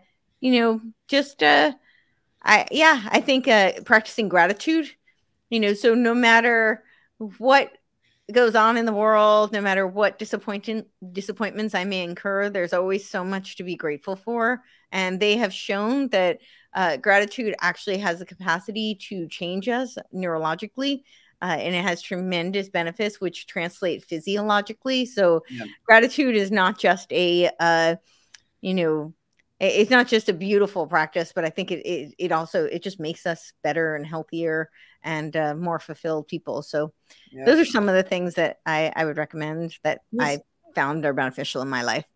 Is part of the appeal of the aerial stuff you do is the fact that it is a little bit dangerous, maybe, and the fact that you're beat. Today I went out and I beat gravity. It's like, it's like. Well, I think there is a little bit of that, but there's also just the feeling of flying. Like, I don't think I'm unique in, like, as a child, I always wanted to fly. And, I was kind of fascinated with that notion. I used to pretend like I would take a jump from something high and like see how long I could Yeah, spend in midair. And yeah, yeah, so aerial gives me kind of that sensation. that has, that has been a long been a desire. I mean, going Yeah. back long before recorded history of, men see the birds fly and said, "Boy, I wish we could fly like they do." It's, Yeah. not to mention, flying is a good way to get away from predators who don't fly, and it's a, Yeah. it's certainly a fascinating thing. And and to a certain extent, and if you remember one of the Superman movies, one of the aliens says, "They need machines to fly." It's like, it's like, Yeah. she's like looking down on us. Totally. Yeah. So there's an element. And Yeah. spinning, I really liked to spin as a kid. Yeah. I wanted to be in the Guinness Book of World Records for spinning. I don't know why. I think because I loved Wonder Woman, and so Oh yeah. I got the Yeah. idea, like I could Yeah. spin out and orb myself. And I had a vivid imagination, I guess, as a kid. Was that the Wonder Woman TV show? Yeah, it was. Yeah. So, That kind of dates you if you remember yeah. on CBS. I mean, I wasn't watching in real time. My dad had a satellite, but yeah. She was great on that role. Yeah, I wonder. Yeah. That was an interesting way. I think that was better, than like Superman going into a phone booth, just spinning. And I was really fascinated with like orbing. That was kind of the superpower I wanted as a kid. And she was able to do it by spinning. So that was, yeah.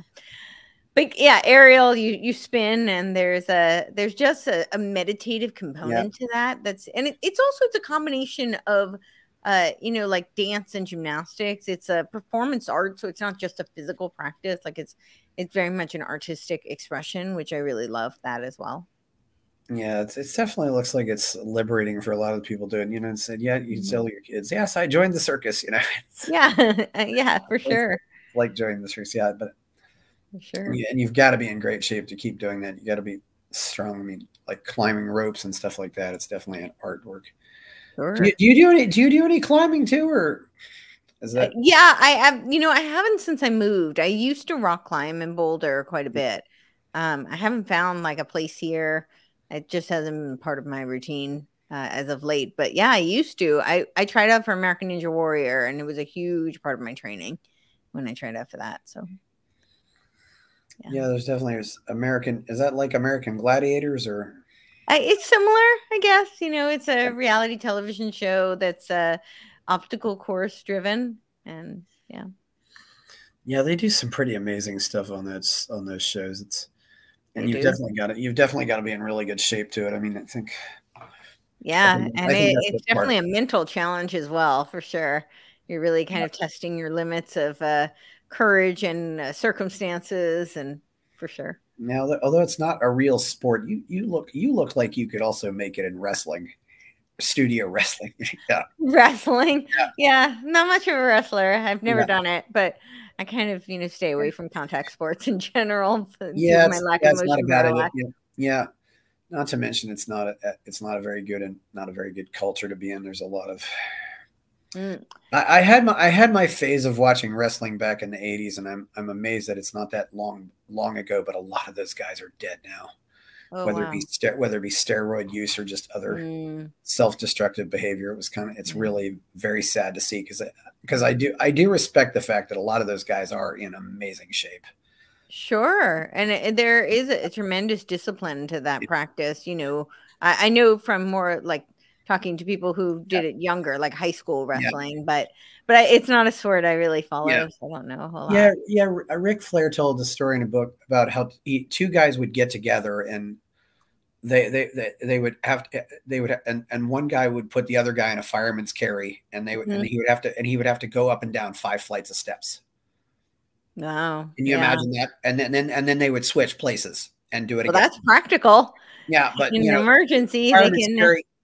Fireman's carry is like when you have a person over your shoulder. Yeah. And then imagine going up and down 5 flights of steps with that. Yeah, it's like that's no, that's great. That's great. I mean, that's very, very practical. Gives a real meaning to functional training. So yeah, well, I think part of the issue too is make the practice harder than the real thing will ever be, because Yeah, so that it's easier when you're in competition. Absolutely. Yeah, that is the idea. you said you do CrossFit too. What's been going on with CrossFit lately? I mean, that to me, that that would to me is a natural libertarian constituency. In what regard? Well, largely because of it's a community, and I've known some people who ran CrossFit gyms, and of course, the completely idiotic shutting down of the gyms. I mean, I thought the Libertarian Party said, yeah, let's go after the CrossFit community and see if we got an organized community here who would, I think, be a very active voting bloc. Well, they went very woke. I mean, yeah. They definitely went very, very woke. I was a CrossFit coach. I can't prove it, but I'm 99% sure that I was fired from both gyms for political reasons. So, and this was in 2020. So, I don't know. I mean, the CrossFit gym now is very different. It's very family oriented, community oriented. It's a wonderful environment. But I've moved out of California, so that may be part of it as well. It might depend on what CrossFit's probably not the same all over the country. It's probably got a different culture in different places. Yeah, I think it very much does. I know there was some. I know Greg Glassman got a lot of flack for basically telling the truth. I mean, basically. I mean, it was ridiculous. Well, also, did you ever go to the Paleo FX conference? I didn't. No. You know what I'm talking about? I do. Yeah. Yeah. That I don't know. I don't know what's going to happen with that conference. That was a fantastic conference that was here in Austin every year. They lost 2020. They ended up losing 2021 as well. So, and then I went back in 2022, and it was just sadly kind of a shell, and the people who run that are just great people. I mean, Keith is in his 50s, and Keith is in his 50s, and he could still kick the ass of most 20 somethings. Wow. I mean, I don't know too much about it. I mean, I know of it, but I'm not like familiar with I think some people are figuring out, though, don't appease the woke mob, because you'll just end up, they'll eat you as soon as it just encourages them. Well, and they'll also eat you as soon as it serves them. So I mean that's right. The dialectic progresses, and it always progresses left. But they don't want. I realize now too. They're just about destruction. They're not about creating anything of value. Or I mean, I think after that's the whole postmodernist philosophy. It's all about destruction. And this is the thing, and maybe why I'm pessimistic too. How do, and I've asked people like this, what do we do about the colleges? Well, that's a huge, huge problem. I mean, that is the root of the problem. All of this else is just an outgrowth of what's going on at the colleges, and people have been calling the colleges out for a long time. If you're paying attention, this woke stuff should not surprise you. It really shouldn't. No, of course not. I mean, I don't think the problem rests solely with the academic institutions. I think they're a huge part of it. But if you look into both the Fabian Socialists and the Frankfurt School, you know that they infiltrated through all the major institutions and all the pillars of society. So I don't think the academic institutions are solely to blame. But I think that they largely were designed to be to put forth this agenda. So yeah, so this has been going on for a very, very long time. Well, colleges, colleges initially got started, as schools where you train the priests or the clergymen, and so it was always really about a certain degree of indoctrination. That's true. I mean, Harvard was started by the Puritans, and it just got taken over. I mean, I don't know if it just seems rather troubling that we have to just hope that the intellectuals acquire integrity again, because I don't think they will, but it's hard to say, because a lot of them have been indoctrinated, so they're not necessarily aware of the paradigm with which they're in, and they're they're caught in the wizard circle. That's what like the alchemists would the hermeticists would call it, but they're very much caught in it, though, because that's all they know. So they're really not able to see outside of it, and they don't know when you don't know what you don't know. So I don't. And it's either. I mean, some people say it's cult dynamics. I often say it's like trying to reform a junkie. We're trying to rehabilitate drug addicts. I mean, it's sure. And I think one of the mistake has been is that we act like we've been acting like, well, we're just trying to teach them something that they don't know. It's like it's not like you're taking somebody who's always driven an automatic transmission and trying to teach them to drive a stick shift. I mean, this is more like, Well, if I think somebody, it's like trying to get a drug addict off drugs, and I think that's a good analogy. I mean, if somebody's been programmed, yeah, then in order to get them to see outside of, the wizard circle, they would need to unlearn yeah, and then relearn everything yeah, that they thought they knew. And that's a really difficult thing yeah, to get people to do without meeting tremendous cognitive yeah, dissonance. Because it yeah, would be traumatic to learn that your entire worldview is a false paradigm. yeah, and I don't know how you, and that's the thing about the drug addict. The drug addict cannot recover until the drug addict at least admits, I have a problem. Yeah, they need to And be they able to don't see believe that. they have Yeah, a problem. They believe that everybody else is the problem. And sure. it's a pessimistic way of looking at it. But the best case scenario is that the drug addict reforms himself. But really, the second best case scenario is that the drug addict ends up, dead at a young age, like Amy Winehouse or Janis Joplin, Yeah, without any kids. I mean, right. because at least then the damage they do is minimized. It's Yeah. what do you do? Do you try to fix them, or you just try to minimize their damage? I really don't know. Well, I mean, hopefully you lead by example and you Yeah, plant seeds and you provide an environment for them to yeah, see a way out. Because a lot of them do feel trapped and they don't really think that there is an alternative. So, but they're not going to change a day sooner than they're ready to. So, yeah, I think you need to have compassion for yeah. that. Well, I've really enjoyed talking with you. I mean, we've certainly had our challenges here, but it's certainly been a good talk. I'm sorry we had a slight error on the time zones, Oh but no, no, not to worry. yeah. Yeah. Well, I drove through Nashville because I did drive up here, and I'm going to drive back. So, Okay. but yeah, so I know you're in the central time zone. So yeah, and getting out of California, I didn't. That's interesting that CrossFit went woke. I know there was some. I mean, I think in terms of like the concept of CrossFit, you're right. I think it is a very libertarian or, Well, certainly a free enterprise type of a well, concept. it's also about building success and rewarding achievement, and those are anti-woke values. Yeah. Well, I think Woke is I about think fitness in celebrating victim. general is. Yeah. Wokeism is about celebrating victimhood, making heroes out of people who just happen to be victims, and not taking responsibility, and just being a loser, and relishing in being a loser. So I don't know how CrossFit would ever embrace that, but No, and that we're a I free don't think crowd. they've embraced at all. And Yeah, I always say any athlete understands. I mean, yeah, no matter how talented you are, you don't go to the Olympics by sitting on the couch all day. You have to yeah, work at it. No matter even the most gifted. So I think most athletes understand this, and certainly CrossFit athletes understand that it's about consistency. It's about putting in the work. And yeah, that's definitely a mindset that is and they're all about friendly, healthy competition. So yeah, I think that's very antithetical to the woke movement. yeah. Well, I also think part of it too is, and one thing you said about, you get it by doing the work.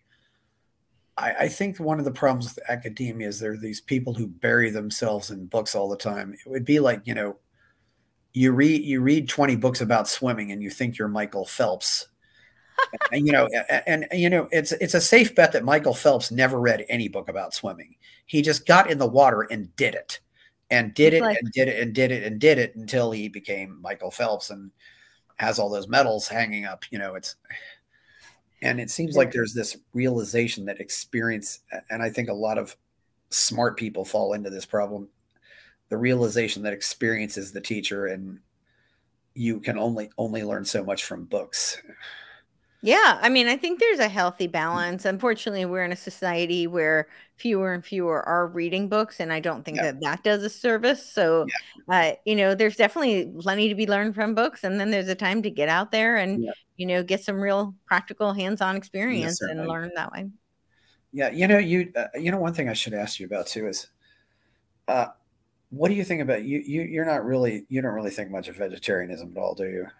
No, I'm not a Yeah, big proponent of vegetarianism. I will say this. I think that there is something to be said for bioindividuality. We yeah, are all, very yeah, cellularly, intercellularly, yeah, personality unique. And what works for one person is not going to necessarily work for someone else. And even what works for one person at one point in their life might not work for them at another point Yeah, in life. that's true too. I found it interesting. I think one of the things I noticed is when Carl Lewis went vegetarian, he actually improved slightly, but then he just fell off a cliff. Right. So I mean, if you look at his performance, and he's one of the greatest athletes of all time, Sure. I think it's really challenging to meet your nutrient requirements, like Yeah. for optimization on a vegetarian diet. Now, some people can supplement and get by fairly well. Our soil has been so depleted over the past, century or so that we don't have as nutrient dense foods. So it's really hard to Yeah. just from and also, our bodies don't break down nutrients the same way that ruminant animals would. Yeah. So, getting a lot of those nutrients as a byproduct of eating the animals themselves. Animal protein is one of the most bioavailable proteins, also. So, it's much harder to meet just even protein goals on a vegetarian diet. Yeah, I'm not a huge fan of it. It's a I personally have tried it, and I always end up sick whenever I do, and I end up with all sorts of deficiencies. So it hasn't been great for me, but there are people who thrive on it. So who am I to say for what somebody else should do? But what I really oppose, though, is this agenda being put forth that meat is bad and that nobody should. That's what I'm opposed to. I tried for about 2 weeks, and after about 2 weeks, I was just about ready to go nuts. It seemed like that, but yeah. Okay. Well, and one thing to remember is that vegetarians do tend to be more conscious of what they eat to begin with. I mean, they are less, they're definitely less likely to eat a lot of things that are bad for them, but I mean, they don't look at grains though at all. I mean, grains are still okay. And I think grains are probably more of the evil than that other stuff. Yeah, well, the glyphosate is a huge problem. So, I mean, a lot of people look at gluten, and certainly there's complications with gluten for sure. But I think the glyphosate is actually a bigger issue. A lady told me a story. She was in Portland and saw a homeless person and I don't know. She started giving food. Apparently, the homeless person said, "Is it gluten free?" It's like. Wow. Oh, that's so funny. I don't know. So you just have your podcast at the Courtenay Turner podcast, and and it's spelled Courtenay, Courtenay. It is pronounced Courtney, but you'll find me at Courtenay Turner. I've had a great talk with you. You've been a treat to have. I figured you would be. Thank you. Here and you can show off those. Yeah. Thank you. You got some. Yeah, you got some. Yeah. Thank you. Well, it's been a pleasure. I really enjoyed this conversation. Thank you so much for having me. Yeah, it's been good having you here. Yeah, this is a good time. We'll stop and thank you very much. I hope you have a happy new year. It's going to be a good one. So you too. Yeah. May this year be better than last. For sure. Hit the like button and subscribe to this channel, and we'll see you next time. So thank you. Bye-bye. Thank you.